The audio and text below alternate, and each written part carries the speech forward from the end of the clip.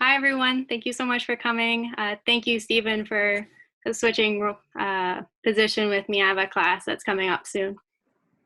All right, so if you don't know me, my name is Carol Hundal. I'm a first-year PhD student at Brown University, where I work with Jack Mustard. And my research primarily focuses on analyzing geologic units within and surrounding the landing site for the next Mars rover, Perseverance. Next slide. My background is in astrophysics. I spent all of undergrad looking at tens of thousands of craters with my research advisor, Wes Waters. And I also spent 2 summers as an intern at JPL, where I worked with Matt Gollenbeck and Ingrid Daubar. Following graduation, I was a Watson Fellow. A Watson Fellowship is a 1-year grant where you explore a topic that's really important to you. So of course, I wanted to know what it was like to live on Mars, and I asked the experts what they thought. Now, these weren't planetary scientists. These were people who were born and work and live their entire lives in planetary analog landscapes. For example, I lived for several months in the Sahara Desert with Sahrawi nomads, and this was my room, a luxury mud brick hut. So now I'd like to talk about my research. It primarily focuses on the volcanic floor of Jezreel crater, also called the volcanic floor unit. As you'll see in the next slide, this unit overlies a majority of the landing ellipse for Perseverance, the next rover. So my research is addressing 2 questions. How did this unit form?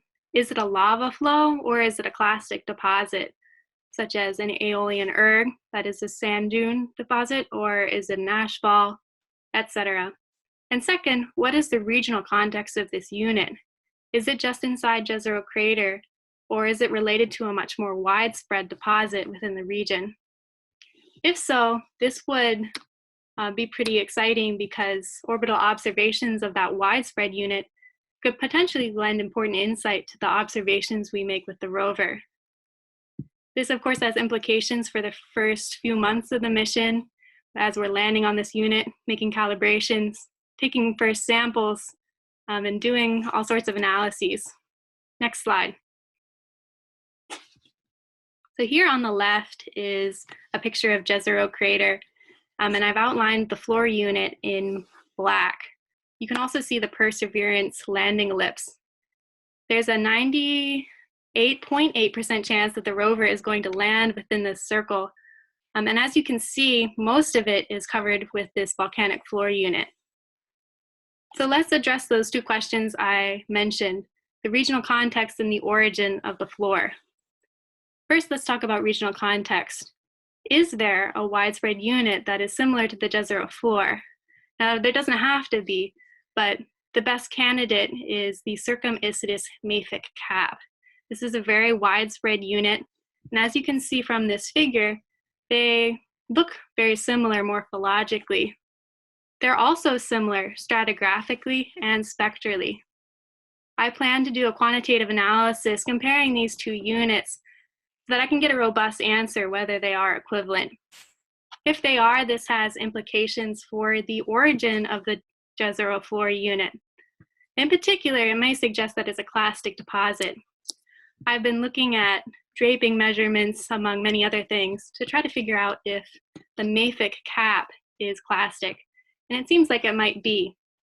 For example, if you look at this figure on the bottom, this is a profile of the cap, and as you can see, it thinly drapes this bowl-shaped deposit.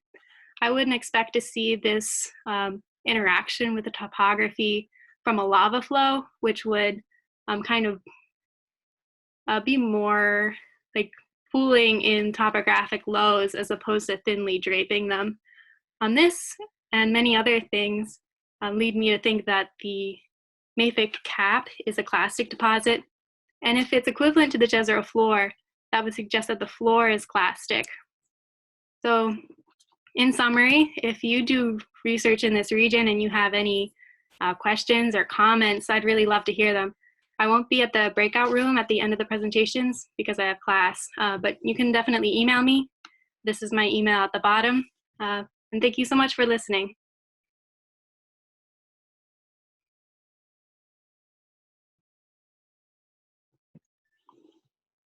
Thank you.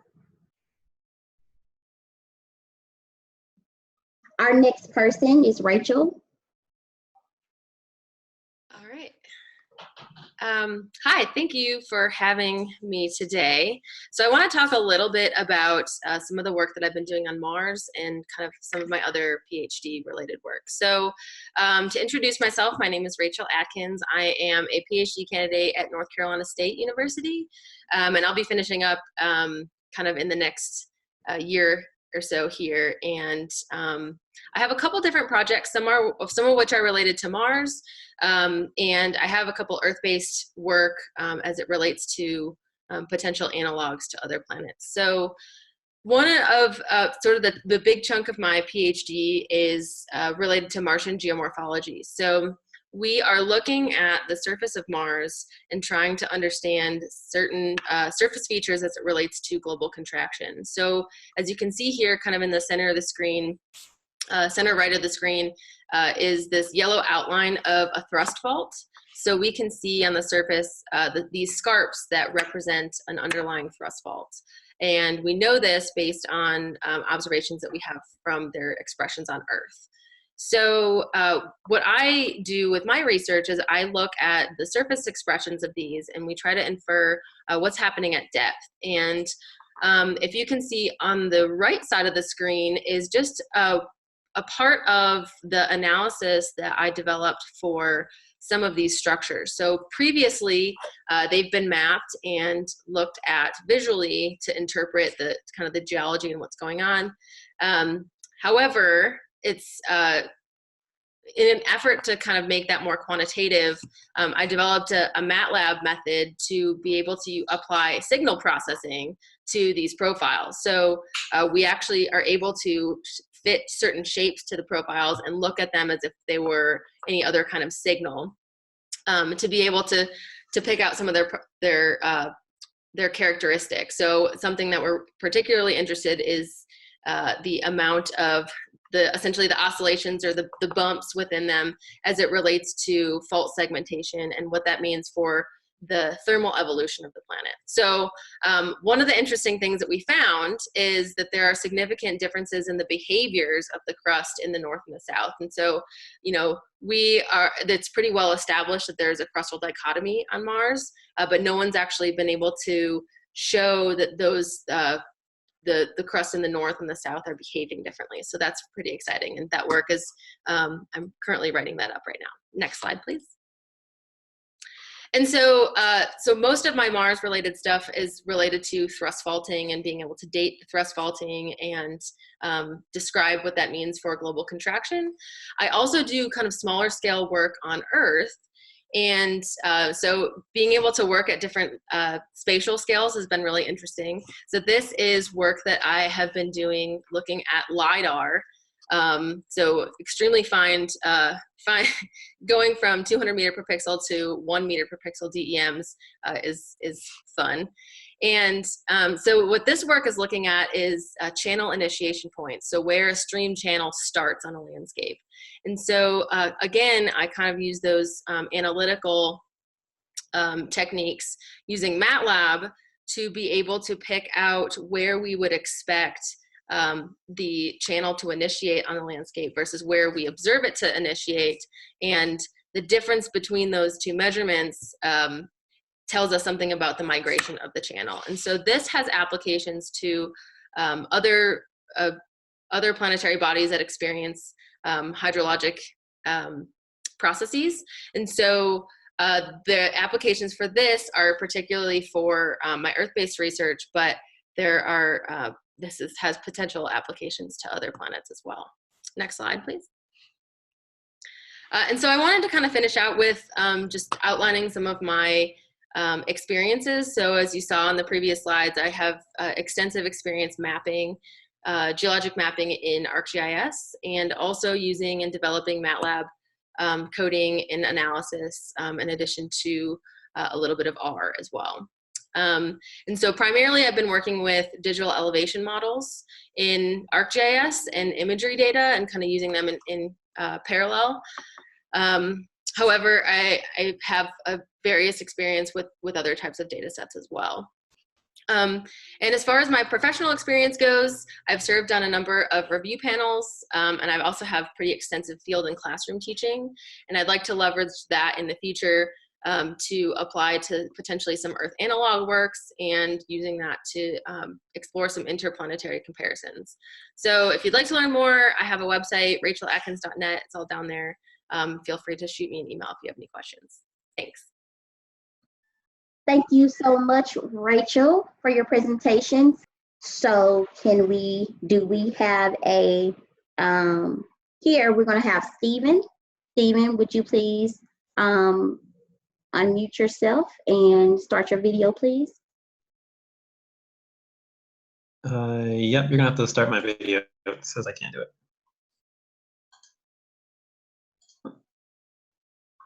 There you go. Okay. Hi, everyone. Thanks to LPI for putting this on. And just kind of run through quickly about myself. My name is Stephen Sholes. I'm a recent PhD graduate from the University of Washington, where I work with David Catling and Dave Montgomery. My work is kind of broad, but generally it's kind of the intersection between Mars geomorphology, atmospheric photochemistry, and astrobiology. Since this is the geomorphology group, I'll kind of just briefly touch on some of my other stuff here, but we had a paper last year where I did some photochemical and atmospheric modeling on how much biomass could be actively metabolizing on Mars right now based on observational constraints. We get a robust upper limit of about 1 million blue whales, which sounds like a lot, but that's, you know, a robust upper limit, and much more likely it's a lot less than that, about 10%, or could be dead completely with zero. Also fits on the constraints. But that based on some similar work where I looked at how volcanic eruptions would influence the redox chemistry of the atmosphere and subsequently the habitability of the environment. More recently, been doing some work looking at landforms and landform detection. So up there in the upper right, we've done some field work on Earth, some Mars analog sites in Eastern Washington, looking at boulder size frequency distributions and how those can relate to inferring geological process, both on Earth and then onto Mars. Similarly, we've been applying that work with Don Hood, who was in the earlier session, with his automatic boulder detecting Python algorithm. And based similarly off that, I've done some landform detection with object-based image analysis that I'm still helping out with some researchers at the University of Arkansas to automatically classify and characterize features on Mars. Next slide, please. But of course, this is geomorphology, so I kind of want to focus on what I've been doing recently, which has been trying to apply a quantitative approach to examining the putative Mars paleo shorelines that have been used to invoke an ocean hypothesis on early Mars. So last year, I had a paper published in JGR where I developed a comprehensive toolkit to quantifiably characterize these potential paleo shoreline sites on Mars. And so this involves modeling what we call a topographic expression analysis, which has been used to characterize even subtle erosional terrace features on Earth, and we applied it for the first time on Mars. And we're finding that even these sort of exemplar sites that have been used as paleo shorelines on Mars fail these more rigorous tests that we've developed in addition to it. So while we've mapped these curvilinear features topographically, and then we've also developed thermal inertia maps, created our own high-resolution DEMs with stereo high-rise images, and worked with spectroscopic prism data in ENVI. And we're finding that, you know, they're not meeting it. And based off of this toolkit we've developed, there's another paper that's been drafted, currently in the editing phase, where we go and we look at these specific sites that have been used as paleo shorelines. And there's a little over 40 of them that have been published in the literature. And we go through each and every single one of them, applying this toolkit with all the available data that we have over time. And we're finding that most of them do not come anywhere close to being rigorous enough to actually be able to classify as a paleo shoreline. And a new paper that I've written, it's in review right now, but the preprint is now up on the ESS Open Archive, QR code down there. And this is sort of center one of where are Mars's ocean shorelines, and they're kind of all over the place. And while that's a little hyperbolic, we found that on average, the latitudinal offset between different versions of the published shorelines are off by about 360 kilometers. So hundreds of thousands of kilometers. You can see here in the figure on the bottom. So they're all over the place. We've remapped them based on their original definitions in some places, and we're getting 500 kilometers of offset. And so really, before you start using these in your deformation models or whatever to try to classify the topographic offsets, you really need to understand where they actually are. And so we're kind of providing all these different shoreline files that have been proposed over time. Next slide, please. And so I'll just kind of finish it off, kind of going with what my work has been doing. So I've been really looking at these quantitative methods for geomorphic interpretation and expression, also looking at habitability, understanding the role of water in the northern plains of Mars, and looking at the evolution of the atmospheric redox state over time in Mars's atmosphere. So feel free to come up to my the session afterwards, or feel free to email me. I'm on Twitter. My website on the bottom left, and thanks. Thank you, Stephen. Next up, we have last name Singh.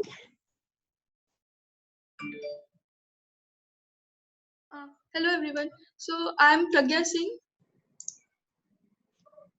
and I'll be graduating in 2020. My PhD topic is post-Martian aqueous activity on Mars. So basically, in this work, I'm mostly working on the fluvial features and certain minerals which are formed in the most of the time, mostly in Hesperian to Amazonian time. This study has been divided into two parts. First was morphology, and the second. Hello, am I audible? Yes, we can hear you. Oh, okay. So, the timer is not working in this screen, so sorry. Okay. Thank you. So this work.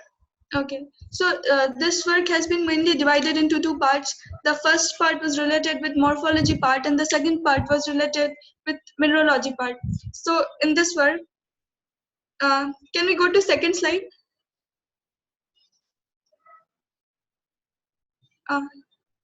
So in this work, the main part was this study has been conducted in the main chasmas which host theater-headed valleys. These chasmas were I did the study for Icus chasma, Juvente chasma, Ganges chasma, and Ayus chasma. So there were certain features which are common to all the chasmas, such as there are certain valleys on the head of plateau region in the chasma, and second, these features were following structural strata of weaknesses. Additionally, there are certain layered deposits are formed or these adjacent to these theater-headed valleys.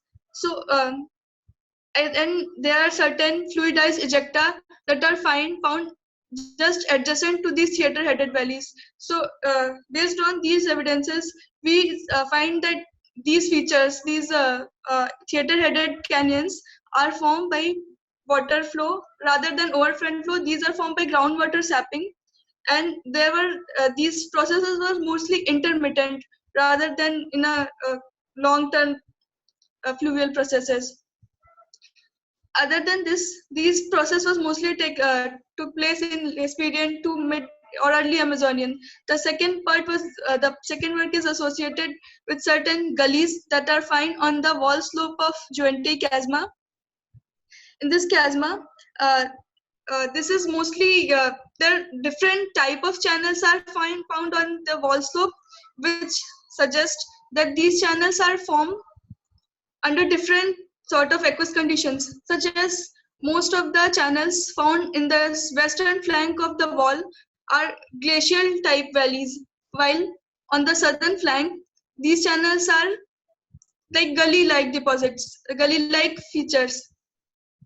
So collectively, these features based on the morphology These features shows that these are formed after the opening of chasma, that is after Hesperian, and these also postdate the channels that are there on the plateau region, which says that aqueous activity occurred much later time than we actually thought of.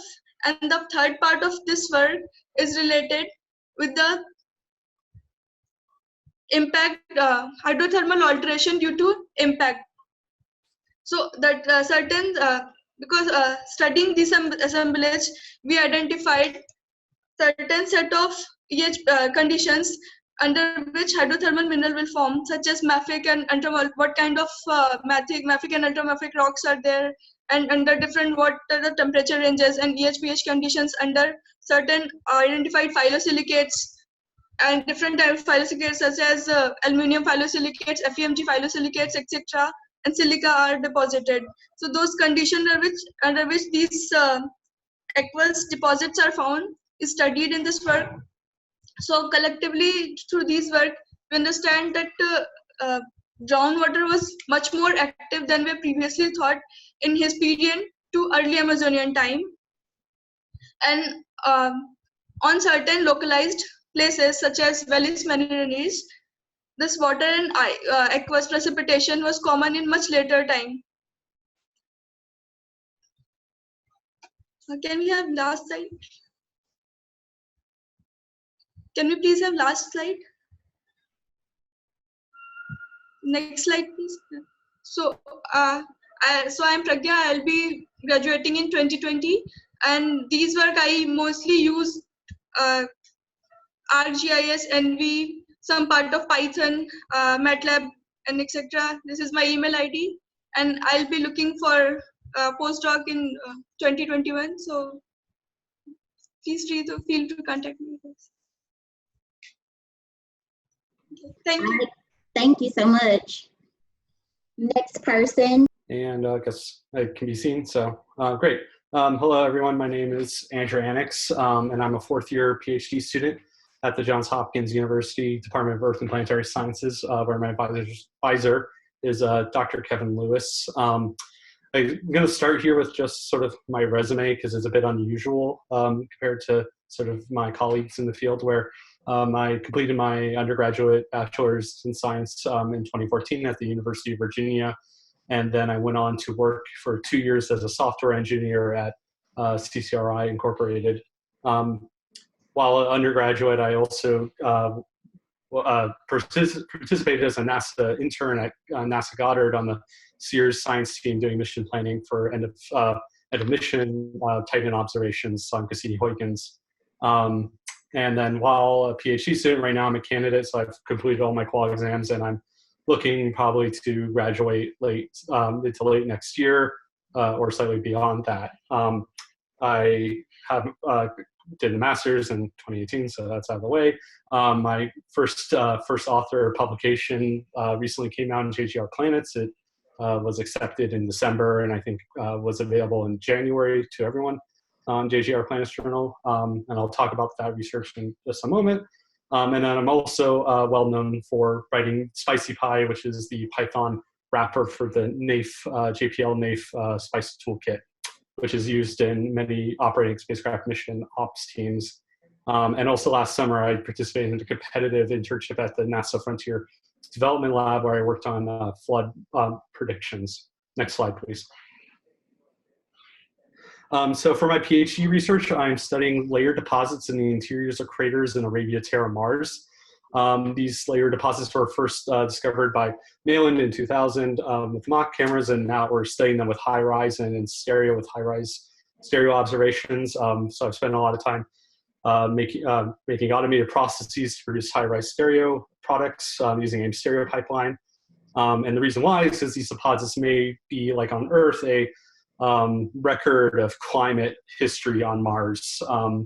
And this is as close as we're going to get to these things for a while. So we can investigate the bedding geometries of these deposits to figure out how they were formed, if they were formed by sand dunes sort of accumulating through time, or like playa environments, or airfall or ashfall deposits. So My first sort of paper on that topic was published, as I said, it's a 2019 publication. I have a bit of a figure of it in the bottom there. And we found 3 distinct units based on their bed thicknesses and bedding orientations. And they're at similar elevations, and they seem correlative. For this LPSC, my abstract was selected for a talk. And it sort of corresponds to that figure in the bottom right corner, where I'm now using geologic modeling to produce full 3-dimensional models of the bedding geometry in these high-rise scenes at like high resolution, so that we can see if the bedding geometry is consistent with processes such as airfall, where it would conform to underlying topography, for example. And I'm preparing a manuscript for that I hope to have out at the end of the year.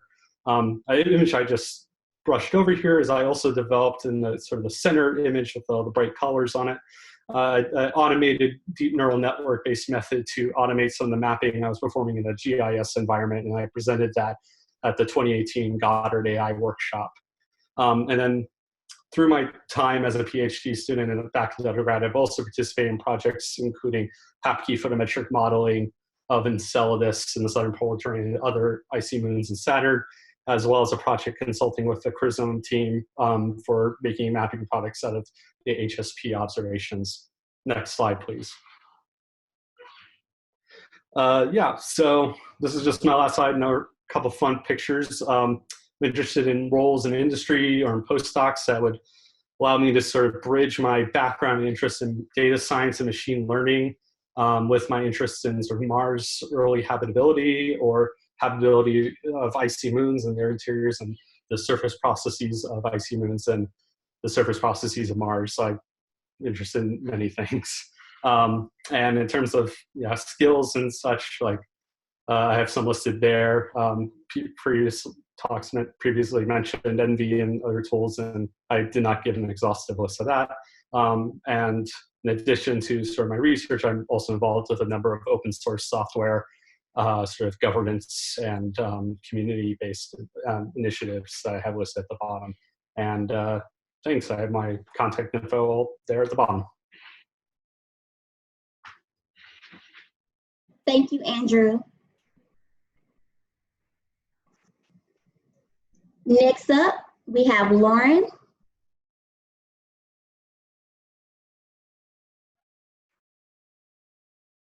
So my name is Lauren McKeon, and I'm going to keep this frank. I am looking for a job in 2 months' time. So I'm going to give a brief overview of my skills and highlight a little bit of my research along the way. So I have a Bachelor of Science in Physics with Astronomy and Space Science. It's first-class honours. My PhD was in planetary science then, on the contemporary role of CO2 sublimation as a geomorphic agent on Mars. So I was mainly looking at active surface features and how they form. During my PhD, I was lucky enough to do a NASA international internship, and I managed to apply my skills across disciplines and worked in the Space Biosciences department on statistical analysis of their data. I then went on to do a postdoc on reputatively periglacial features on Mars, again looking at relationships between these features with latitude. And now I'm a postdoctoral researcher at the Natural History Museum, trying to find the source locations of Martian meteorites. So,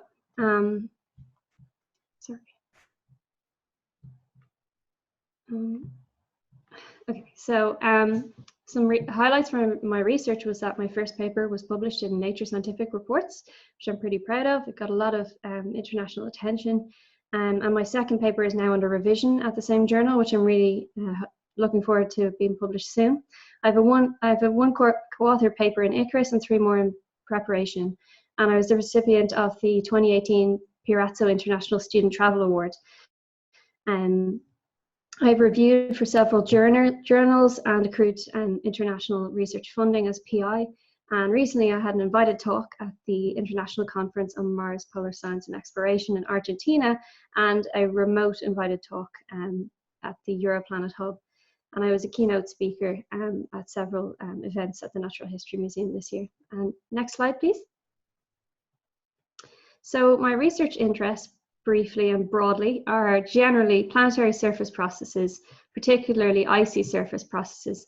So during my PhD, I looked at the formation of spiders or araniforms on Mars, and I went into the lab and looked at the interaction between sublimating carbon dioxide ice and granular substrate.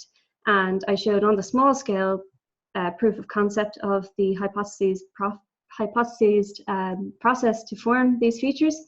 And I now have lots of ideas for the future on where to take these results forward. And I'm working with some of my collaborators on trying to formulate those ideas. So I worked with Mary Burke and Jim McElwain throughout my PhD, and now I'm hoping to collaborate with Serena Dinega and Anya Porchankina and Kenny Hansen on trying to understand these features more through lab experiments. However, I don't want to pigeonhole myself with lab experiments. People know me as a lab person, but I'm also very experienced with remote sensing techniques and statistical analysis of data. So next slide, please. So just to kind of give an overview of my relevant skills that I got throughout my PhD, my internship, and my degree. I think I've demonstrated that I translate my skills across disciplines. I'm passionate about independently designing my own lab experiments and implementing these experiments. I have skills in remote sensing techniques and relevant software such as in ArcGIS, JMARS, Craterstats, etc. I have mathematical skills and particular statistical analysis using programming in Python and MATLAB. I have extensive experience in grant writing and hence project management. And after my PhD, I did a small little qualification in Prince 2 project management qualification. I have skills in science communication, and recently was a panelist in the Natural History Museum Lates. I've done several media interviews, public talks and podcasts on my research. I really enjoy public outreach type writing as well as science writing, public speaking, getting there, and ability to work independently or part of a team. I've experienced editing and reviewing and teaching. And so I'd ideally like to continue research forward, and that's the ideal goal. I'd really love a postdoc in something similar to what I was doing previously, but I would very much be open to using my skills in jobs such as science communication or writing should the right role come up. So I'll be in the breakout room if you'd like to talk to me about my research, and thank you for listening. Thank you, Lauren. Sarah, you can begin when you're ready. Thank you. Hello everyone, and apologies for the slight technical glitches. My name is Sarah Baseman, and I'm a third-year PhD student studying jointly at the Natural History Museum in London and the University College London. My PhD project focuses on investigating active alien migration in extreme environments on Mars. Previous to my PhD studies, I studied for a bachelor's degree at the University of Southampton in geology. And as part of this degree course, I completed a 6-week fieldwork undergraduate mapping course. So for my PhD, I'm focusing on investigating the migration rates of dunes in different locations across the Martian surface. And these locations can be considered to be extreme environments. So you may be wondering, why is it important to study dunes on Mars? By studying dunes and their migration rates, we are able to understand further about the wind regimes present in these locations, both local and regional. This can then further our knowledge about the Martian climate. So for my PhD, the sites I've studied so far include a dune field at the bottom of Carpathia's Chasma in the southeast of Valles Marineris, the largest canyon in the solar system. And this dune field is actually pictured here on this slide. The image you can see on your screen is a high-rise DTM model with a high-rise image overlaid, showing the height of these dunes. The second study site I've been investigating is a linear dune field near the Scandia Cabin, near the North Pole. So the first site I investigated is a dune field at the bottom of Carpathia's Chasma, and on either side of this dune field are very steep slopes, which reach elevations of up to 4 kilometers in height. These steep slopes allow for both katabatic and anabatic winds to flow down them. Once these winds have flown down the slopes, they then converge with the dominant wind direction, which is eastwards through the valley. This then facilitates for the movement of these large dunes. These dunes are some of the largest on Mars, and for scale in this, on this slide here, you can see a picture of the London skyscraper known as the Gherkin. The Gherkin is 180 metres in height, and some of these dunes present at this dune field reach the same heights as the Gherkin, and in some places are a little bit taller than that, which makes it very impressive that these dunes are actively migrating. The second study site that I've been investigating is a linear dune field near Scandia Cavity, where I've been investigating the seasonal CO2 effects of CO2 ice on the dunes and their migration rates. Next slide, please. So to measure both dune migration and ripple migration, I use a combination of both software and manual measurements. The software I use is a program called COSI Core, which is an NB extension and is a change detection software. This software compares two different images with a time gap between them to look for differences in these two images. An example of this can be seen on the left-hand side of this slide. This here shows a correlation map of ripple displacement in the Carpathes Chasma dune field. Here, to make this correlation, I use two high-rise images that have a time gap between them of 5 years. In areas in green, you can see ripple displacement on the backs of the dunes or on the slopes of the dunes that is around 1 to 2 metres. In red, you can see ripple displacement of up to 10 metres. I've also done some manual measurements of the dune displacement using GIS software. In order to make these manual measurements, I require a DTM, which I make using SoftSet and ISIS. Separate to my PhD studies, I was fortunate enough last summer to take part in the LPI's Exploration Summer Internship Programme. And this was an experience I really enjoyed, as I was able to work as a team with the 8 other students to investigate the geology of the lunar South Pole. Another aspect of research that I really enjoy is being able to share my research with others through outreach and public engagement. I have delivered a range of both school and public presentations to audiences of up to 100 people. Next slide, please. I will be completing my PhD at the end of June 2021, so next summer. And after completing my studies, I would like to continue a career in research by pursuing a postdoc in my broader interests of planetary surface processes, as either remote sensing based, fieldwork based, or a combination of the two. If you'd like to discuss anything further that I've talked about today, please do not feel free to contact me at a later date or at the end of this session. Thank you very much. Thank you, Sarah.